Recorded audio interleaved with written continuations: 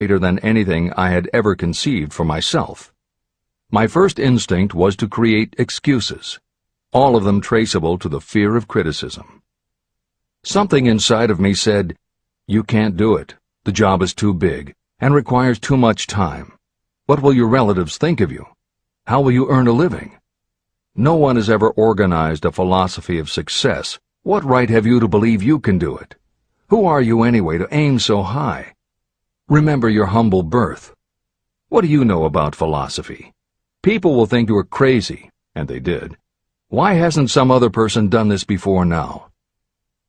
These and many other questions flashed into my mind. It seemed as if the whole world had suddenly turned its attention to me with the purpose of ridiculing me into giving up all desire to carry out Mr. Carnegie's suggestion. Later in life, after having analyzed thousands of people, I discovered that most ideas are stillborn. To grow, ideas need the breath of life injected into them through definite plans of immediate action. The time to nurse an idea is at the time of its birth. Every minute it lives gives it a better chance of surviving. The fear of criticism is what kills most ideas that never reach the planning and action stage. Breaks can be made to order. Many people believe that success is the result of lucky breaks. There may be something to that, but if you depend upon luck, you will almost surely be disappointed. The only break anyone can afford to rely on is a self-made break. These come through the application of persistence. The starting point is definiteness of purpose. Editor's comments. In 1999, Mark Myers, editor of one of the country's most influential self-help newsletters, Bottom Line Personal, wrote a book entitled How to Make Luck: 7 Secrets Lucky People Use to Succeed. In it, he tells of a study that was done by the psychology department at the University of Hertfordshire near London. They assembled a group of people, half of whom either thought themselves lucky or were considered to be lucky by others. The other half of the group believed they were unlucky. They were all brought to campus to watch a computerized random coin toss. Each person watched as a cartoon elf came on screen and flipped a coin. Each was asked to call heads or tails. The results of the experiment proved that the unlucky group guessed right approximately the same number of times as the lucky group. In follow-up interviews, the researchers concluded that the only difference between so-called lucky and unlucky people was that the lucky people tended to remember the good things that had happened in their lives, and those that thought they were unlucky tended to dwell on the bad things. The scientific fact is that luck, in terms of calling a coin toss, spinning a wheel, or turning a card, is completely random, and there's nothing we can do about it. All we can control is what we say and do. Everything else that happens to us depends upon the actions of others and the random world in which we live. Then why do some people seem to be so lucky and get all the lucky breaks? Myers says it is because, unlike luck, lucky breaks are something you can control, and lucky people, whether they know it or not, have taken specific steps to make their good luck. You can influence lucky breaks in 2 ways. You have to intentionally put yourself in luck's way, and you must make people want to help you because they believe that you deserve their help. Once you have let the world know you are ready for a break, luck is largely a matter of being introduced to opportunities by people who open doors for us. Myers calls these people gatekeepers. Gatekeepers offer help not only out of goodwill, but also because they hope you will help them in return when you are in a position to do so. People who are lucky make it a point to impress their gatekeepers so that they will be the first to come to mind when opportunities arise. Your gatekeepers must believe that you deserve a break, and that it is worth it to them to give you one. One of the best ways to do that is simply to behave and act lucky. If you act like a loser, people think you are a loser. If you perceive yourself as lucky, it will be easier for others to see you that way. And if you are believed to be a lucky person, your chances of receiving lucky opportunities will increase partly because others hope some of your luck will rub off on them. This is the biggest secret lucky people know. They know that when they seem lucky, more people want to help them. There are people waiting to make a difference in your life if you show them you are willing to make an effort and that you are enthusiastic. Mark Meyer's book is devoted to explaining ways to do that. As Hill says, the only lucky break anyone can afford to rely upon is a self-made break. These come through the application of persistence. The starting point is definiteness of purpose. This is the end of the editor's comments.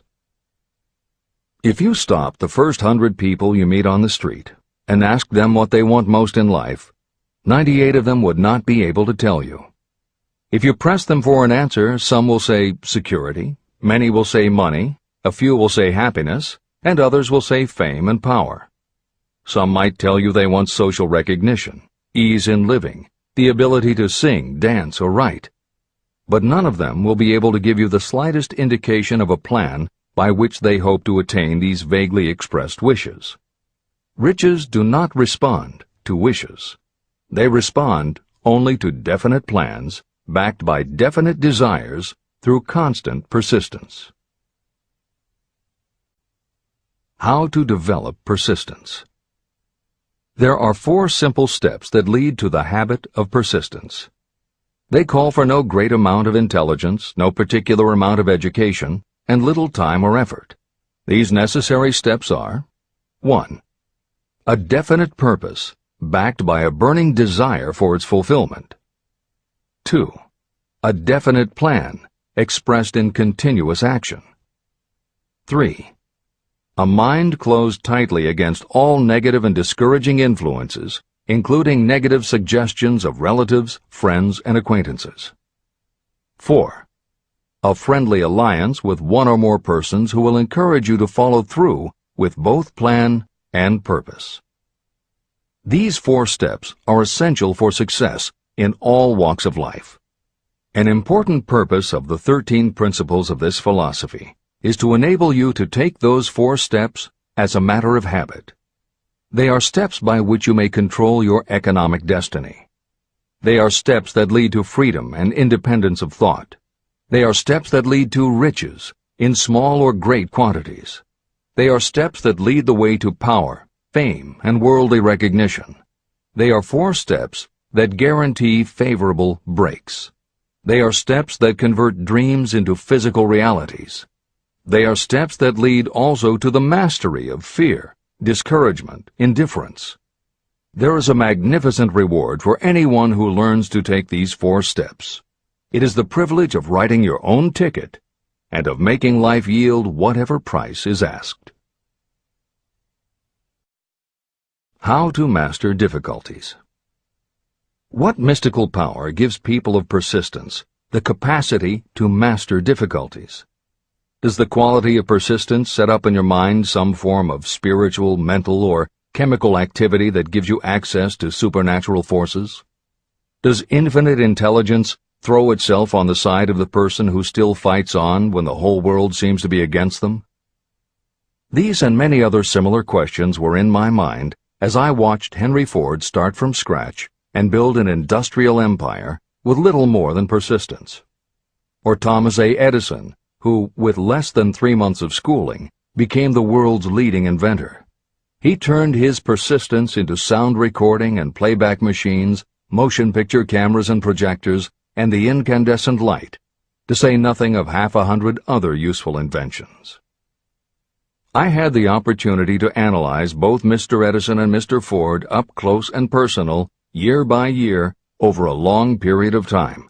So I speak from actual knowledge when I say that I found no quality except persistence in either of them that even remotely suggested the major source of their stupendous achievements. If you make an impartial study of the prophets, philosophers, and religious leaders of the past, you will come to the inevitable conclusion that persistence, concentration of effort, and definiteness of purpose were the major sources of their achievements. Consider, for example, the fascinating story of Muhammad. Analyze his life. Compare him with men of achievement in this modern age of industry and finance, and observe how they all have one outstanding trait in common: persistence. If you want to understand more about the power of persistence and how it works, I strongly suggest that you read a biography of Muhammad. Editor's comments. At the beginning of the 21st century, there was an increased interest in Islam due to the attacks on the World Trade Center and the subsequent War on Terror. Consequently, the modern reader will have no difficulty finding a number of very good books about Muhammad.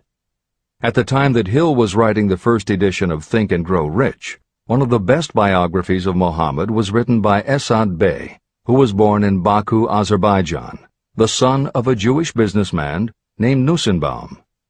Later, he changed his name when he converted to Islam. During the Russian Revolution, he fled his home for Berlin, where he lived until the rise of Hitler again forced him to move, first to Austria and then finally to Italy. It is believed by some that this man, known as Esad Bey, also wrote under another pen name, Kurban Said, and was in fact the author of the acclaimed Azerbaijani novel, Ali and Nino. That Napoleon Hill was very impressed with this particular biography of Muhammad is clear from his recommendation, which follows. I strongly suggest that you read a biography of Muhammad, especially the one by Esad Bey. This brief review of that book, which appeared in the Herald Tribune, will provide a preview of the rare treat in store for those who take the time to read the entire story of one of the most astounding examples of the power of persistence known to civilization. The Last Great Prophet. Reviewed by Thomas Sugru. Muhammad was a prophet, but he never performed a miracle. He was not a mystic. He had no formal schooling. He did not begin his mission until he was 40. When he announced that he was the messenger of God, bringing word of the true religion, he was ridiculed and labeled a lunatic. Children tripped him, and women threw filth upon him. He was banished from his native city, Mecca, and his followers were stripped of their worldly goods and sent into the desert after him. When he had been preaching 10 years, he had nothing to show for it but banishment, poverty, and ridicule. Yet before another 10 years had passed, he was dictator of all Arabia, ruler of Mecca, and the head of a new world religion which was to sweep to the Danube and the Pyrenees before exhausting the impetus he gave it. That impetus was threefold: the power of words, the efficacy of prayer, and man's kinship with God. His career never made sense.